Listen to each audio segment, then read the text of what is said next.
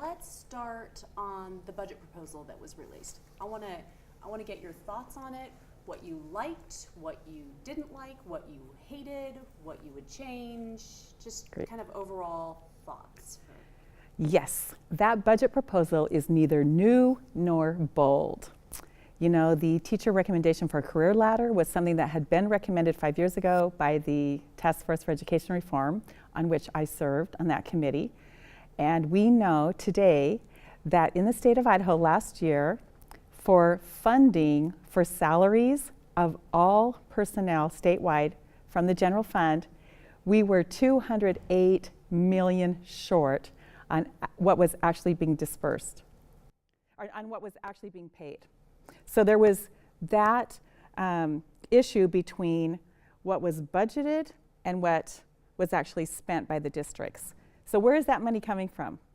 It's coming from supplemental levies, which aren't supplemental. And it's really hurting in a lot of our communities. So why hasn't that money been given out the way the task force wanted it given out to begin with? If that's what you recommended as the task force, what happened? Yes, that's a good question. We should have been doing that a long time ago, because now that proposal is actually not meeting where everybody else around us is. So for example, just this year alone, Washington State had a 17% increase in their education budget. I didn't realize that. Yes, I can tell you all about it because I've been traveling the state. So may I tell you a little story about what happened when I was in Coeur d'Alene?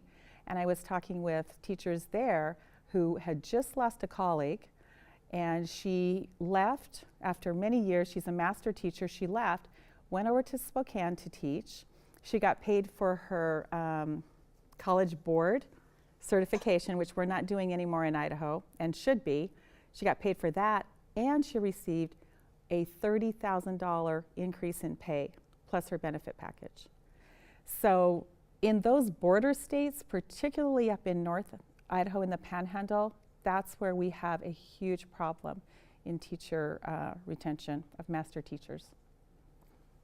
So what's the solution in your view? This is the 5th year of the career ladder, we all know that, and then the question becomes, what do you do after that? Yes. Where do you try to put the money? Do you try to put more into beginning salaries? Do you try to put more money into more experienced teacher salaries for more experienced teachers? I mean, where do you go first? Yes, and that's exactly what I want to talk about, is where do we go now? You know, we're at the 5th year of the recommendations made by the task force, and I've been thinking a lot about my vision for Idaho schools.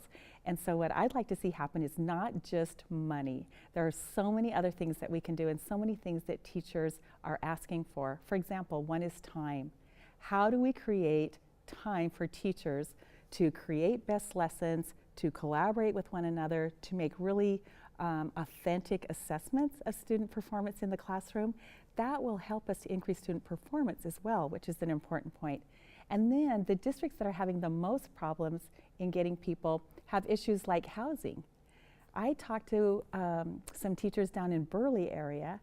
I was surprised at how teachers there really struggle because they don't have affordable housing, even in Burley. That was shocking to me. So these are things that I'm learning as I talk to people, as I travel around the state, on what's different. The alternative to that would be in Genesee, which is just kind of like a suburb of Moscow. They probably don't want me to call it a suburb, but it's a small town outside of Moscow. And they have, if not the top salary schedule in the state, it's close to the top. This last year, 0 turnover. 0 turnover in their district. Now, there are other things that contributed to that besides salary, and I think part of that is great leadership within the district and making sure that people feel supported by their communities.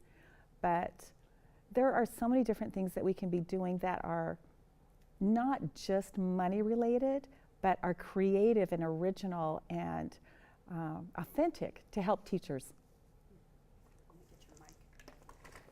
Did it slip down? Oh, because my bad. I felt didn't something slipping. I'm gonna go under this way. I can't go this way. Sorry, Doug. My microphone skills were not as good as they should have been. Now you should be good. Thank you. talk to me about the second half of the budget then with this KISS initiative or the school security initiative.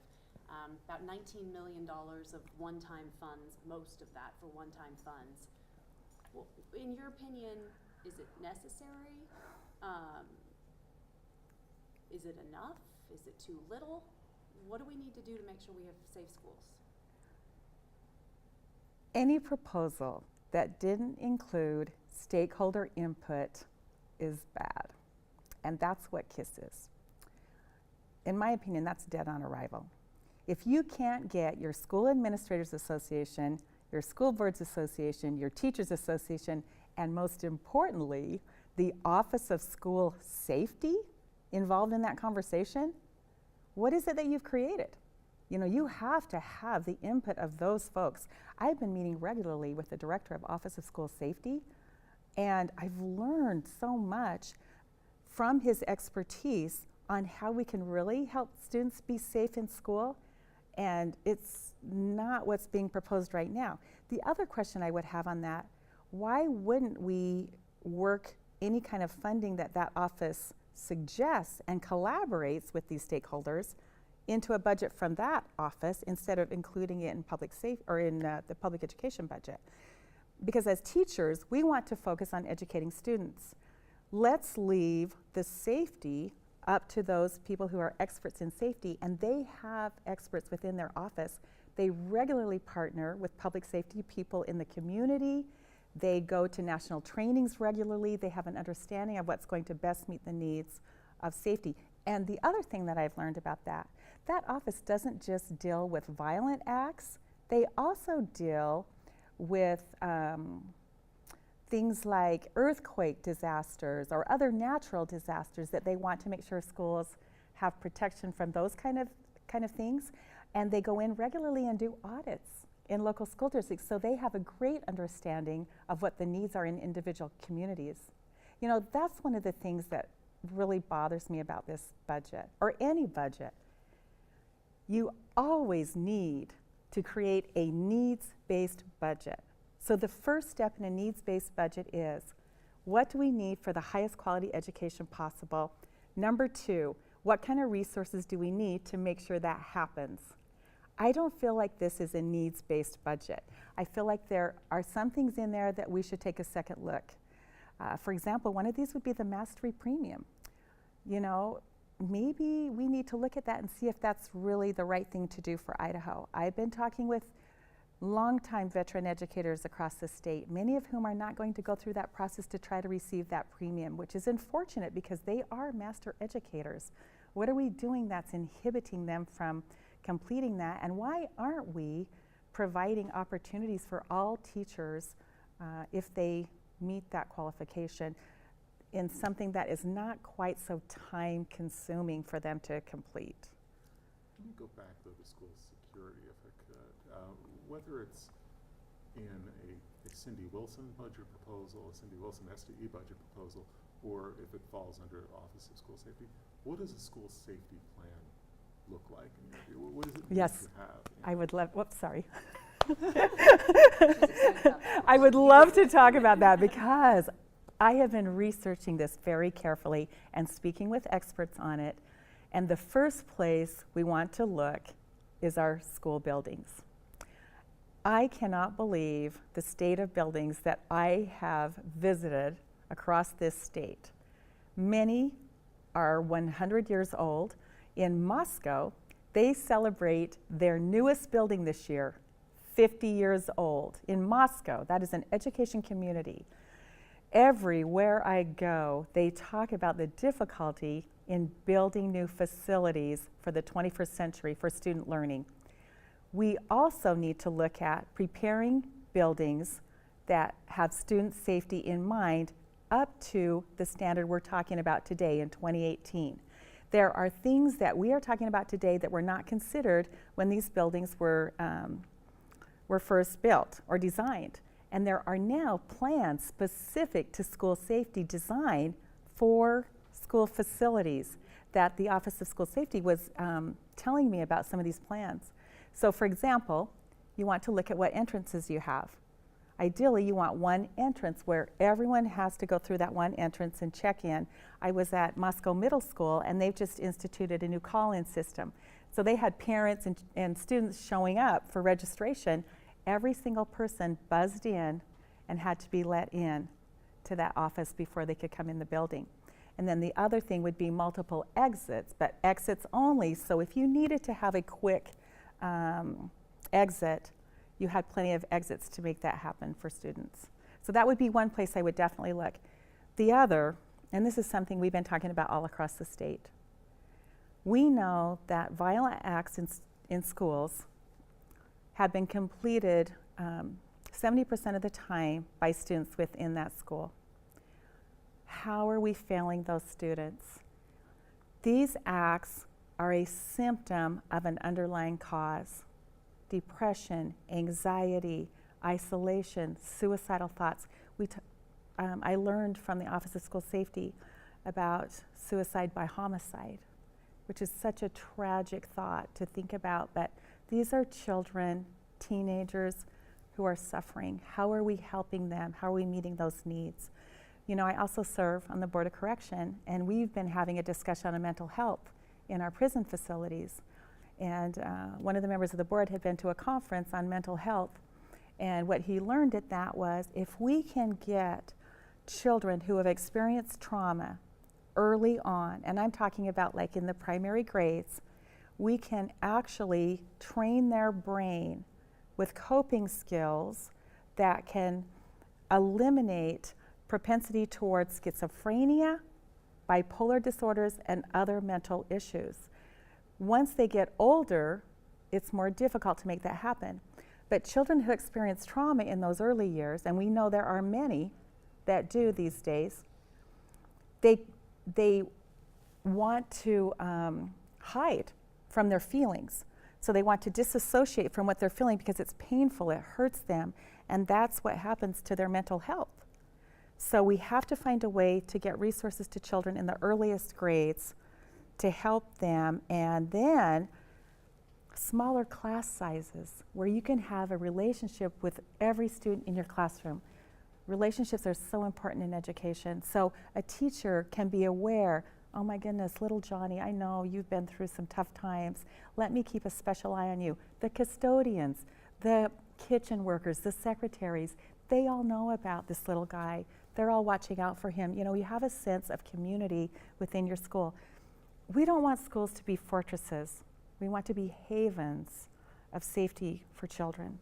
So many children come to school to be safe. We want them to feel that. Would you see yourself developing a budget then? And I don't want to put words in your mouth, but from what I'm hearing from you, instead of school safety, would you be willing to put more money or want to see more money than put into resources that go toward mental health issues? I'm thinking about counselors or what, you know, when it comes to dollars and cents, you know, it sounds like you want to leave the security side to the Office of Safety and Security, School Safety and Security, but on the education side, you still see a passion for security, but in a different way. Yes, and let's talk about what is happening within the state, because these are things I'm learning as I'm traveling. So first a sad story, and then a story of success. So there was a school district who had trouble getting a 5th grade teacher toward the beginning of the school year. So they took their school counselor, who was certified to teach elementary, and put her in the 5th grade classroom and went without a counselor the entire school year. That's a tragic story. We know that children in those elementary years have needs that need to be met with counseling.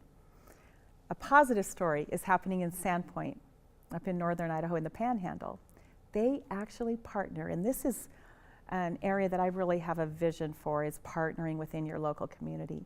They partner with a mental health, and I don't know, you know, the specifics of who this group is. It's a mental health office within their community. So they provide a space within the schools, and then someone comes in and meets with children, and they have a group meeting, they can have individual meetings. And what I heard from the superintendent there and his leadership team is it's been very successful. The reason they went to that was because of an increase in student suicide. That is a problem all over this state.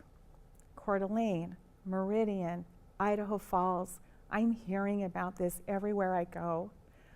We know that teen suicide ranks in the top 5 for Idaho nationally. Idaho is in the top 5 of teen suicide nationally. That's an area we need to spend more time discussing and putting resources toward to help students. And there's plenty of emphasis that can be made there. So it gets to a lot of equity issues, though, too. Whether you're talking about replacing a 100-year-old school or a 50-year-old school, some districts can do that more easily than others. When you're talking about class sizes or keeping a counselor as a counselor and not a fifth-grade teacher. A lot of funding equity issues permeate this whole thing. How do you address that or work with the legislature to address all of that? One of the top reasons that I'm running for this position is because I've seen the lack of equal education across this state. It breaks my heart. I taught in one of the smallest schools in this state up in Pierce. At the beginning of my career, I spent 24 years in Orofino. I taught 3 years over in Shelley in southeastern Idaho. And then I've taught in the 2 largest school districts in the state, West Ada and Boise. Your education should not be determined by your zip code. The problem we have is when we rely on these supplemental levies, which I'm going to tell you right now, I think everyone knows this, they are not supplemental. You know, when that's 50% of your budget, which I heard from one school district, that's a problem. And then you're in a district where you don't have the tax capability, you don't have the tax base that can support that. What do? You cut music, you cut other arts programs, you take away, you put more students into a classroom, you don't provide for special ed needs. All of these things are not part of a needs-based budget. You see, that's why I go back to that beginning statement. When you're looking at what we're budgeting for schools, start with what your needs are first, and then determine what is it we have to have for students to have the best quality education. So if it's not equal, then what is it? Well, I'll tell you, rural districts in this state are suffering. We have over 30 that are going to school 4 days a week because they're claiming it's a budget issue. Now that's originally what they went to that for. I know in Orofino, I think that first year we went to that in 2003, it was about $180,000 savings a year. I don't know what that is today, but I would be interested to take a look at that and see what that is. We also know that, in fact, I just pulled this off the State Department website. There's a list of how the funding balance, what the funding balance looks like for individual school districts, and it shows the inequity between districts based on who is able to and who is not able to pass these supplemental levies. The other would be the bond issue. Honestly, the number one thing I've heard across the state, this was surprising to me, was how can we build a new school? That was the number one issue that I heard across the state. We know that Boise put a lot of money into constructing, or not constructing, but remodeling schools this year. Well, I guess they built, the new Amity School too.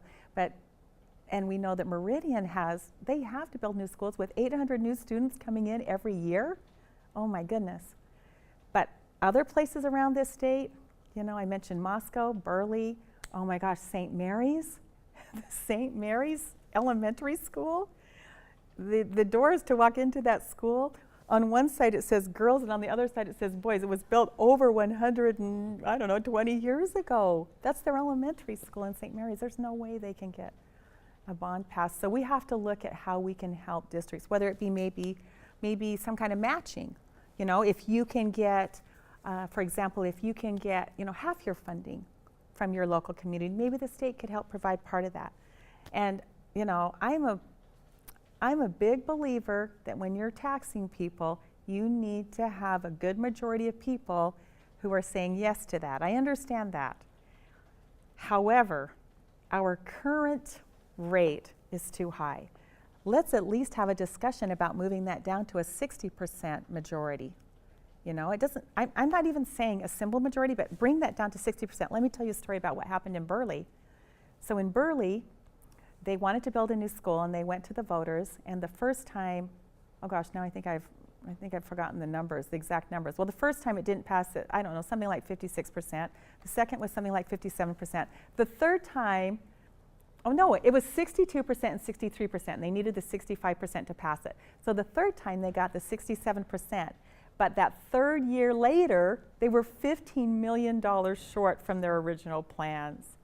Oh my goodness, how can we help local districts to get updated buildings? Talk about technology. You think about what you need in your own home for technology nowadays and how that's changed. Imagine trying to fit technology for high school students in a 100-year-old building. So you were sitting at the funding formula. What did you say? It's a ringing endorsement that you said, yeah, that's perfect, that's perfect. Oh. And then give me one that you don't really like about what they've said. What I like most is an emphasis on at-risk students. There are so many in our schools all across the state. What are we going to do to help them? And I've seen it in the regular classrooms, you know, even teaching here in Boise. So many students who are homeless. Under that definition, you know, they live on their own, they live with a friend, they live with another family, those kind of things. There isn't a lot of help for them. And I would say the number one thing to do for those students is a smaller student to teacher ratio. I know what a difference it makes in my classroom if I have 24 students in my high school classroom as opposed to if I have 35. I can get to know them better. I can learn more about their successes, their needs, their individual learning. My ultimate goal would be to have an individual learning plan for every single student. You know, what is this student's capability? How do we address their needs? How do we help to lift them to achieve in every area that they need to be successful in life? So what the formula committee, when the funding formula committee is talking about is a weighting formula for at-risk students, give schools more money for at-risk students. Does that go far enough to address some of what you're talking about in terms of trying to decrease class sizes? Does it go far enough? That's a good question. I'd like to start there. I just think Idaho we've gotten so far behind in funding for education. And even though we've been working on these proposals by the task force, that's 5 years ago. Where are we now? While we've been working on those, you know, the states around us have been increasing funding from where they were. So there's a lot we need to do. We know student achievement equates to socioeconomic demographics. So at-risk students tend to have lower student achievement. We know that. You can just go around the Boise School District and look at the elementary schools. We know that. That's a fact. Why aren't we starting there and saying, what do we need to have there? And you look at those lists of low-performing schools that came out from the State Department, I don't know, last week or whenever that was. That equates everywhere but Madison County, which we know that was an anomaly because of the testing. Yeah. But it equates. Look at Plummer. You know, I spent some time up in Plummer. All 3 schools in that district. All 3 schools in that district on that list. We have to address that. Well, we want to address that need. We have a vision to address that need and help students. We know it. You know, that cannot be that difficult. What are we doing to make sure that that happens? Was there anything as you were sitting there that you thought, oh, not if I'm superintendent? Was there any red flag for you at this moment that you really want to address?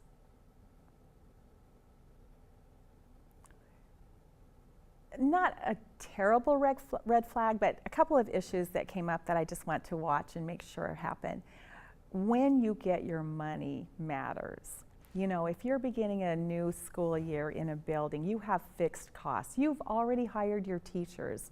So we need to make sure that the money that comes into a district is constant, because you don't want to eliminate a teacher's contract in the middle of the year, and you you just have those fixed costs that you have to have. The other would be salary funding for teachers.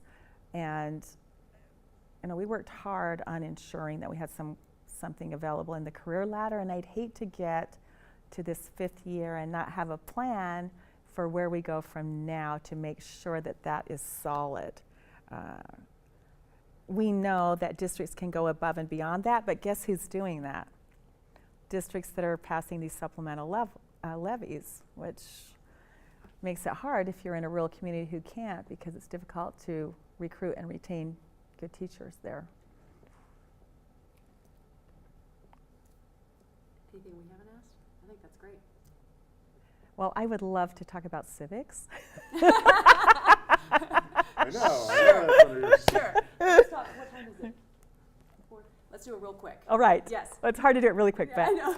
I've spent the last 30 years teaching through a civics lens in the classroom, and I know it can be done in every single subject area, and it doesn't cost any more money.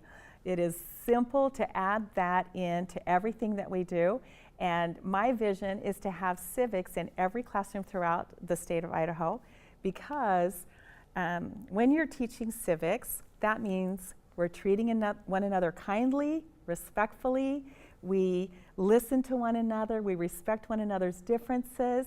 And it's very different from the national conversation that we're hearing today. But this is how we make a change in the national discourse. We teach Idaho children civics, which is how to treat one another and how to be part of a community that cares about one another. And that is exciting to me. Sounds like part of a school safety plan.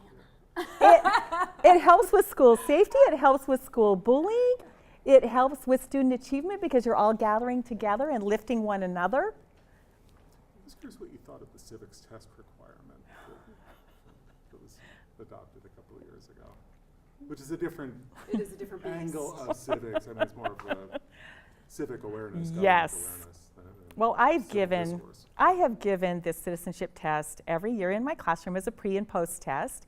And I always tell my students, if you can't at least pass this with a 70%, what are you doing passing my class? Because I really do feel that they should be able to do that in a government class. Right. The problem with that civics test, it's a one-time shot. And you don't even finish the school year before you have to give that test to find out if students can pass it or not. And it doesn't work for determining that students are ready with civics. It's a content-based test, which is part of the problem. There are some other things we can do to assess civics that aren't necessarily a multiple choice test. I spent a lot of time reviewing over how to take that test and what's going to be on it for students in the fall when I wanted to be teaching my curriculum. And a lot of it was history-based, which students had learned that already a previous year. I don't know. I don't think that's the answer to civics, to ensuring students are civic-minded. Oh, one more thing. My work on the Board of Correction has given me such an interesting view of education, particularly primary education. We know that students must be reading at grade level by 3rd grade because they start learning content after that, right? And if you start getting behind on the content, you get further and further behind. Typically, students will start dropping out by 9th and 10th grade. And then, what are you going to do for successful living? Some of them turn to a life of crime. They end up incarcerated. There are just a lot of things that we need to do to ensure we're taking care of children early on. This state is ready for early childhood learning. We are ready for full-day kindergarten. We are ready to start allowing districts the opportunity to provide preschool within their districts. Here's how that helps. And I've heard this from 1st grade teachers everywhere I've been. They have too many children who are coming in who don't have the skills necessary to learn how to read in the kindergarten level, and it's not even required. So you get them to 1st grade and they're already behind. So that's one reason. The second reason is, if we can start testing them at the age of 4, we can find out if they have learning disabilities. We can find out what their mental health is. we can determine what their needs are and start putting them in some individualized help so that they can be successful when they do enter first grade. So we're much more likely to take care of their individual needs if we're doing that early on. I'm excited about that possibility, and over 80% of Idahoans would agree with me on that. Would that go into your budget? Yes. Cool. We're good.